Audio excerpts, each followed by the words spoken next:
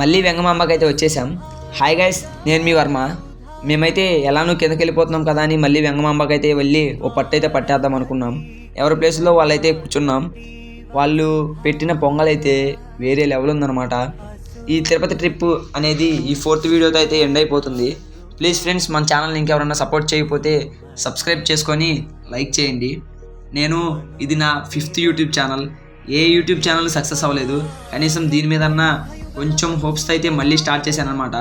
I'm Varma అనే YouTube ఛానల్ని ఇన్స్టాగ్రామ్లోను యూట్యూబ్లోను follow అయితే అవుతూ ఉండండి.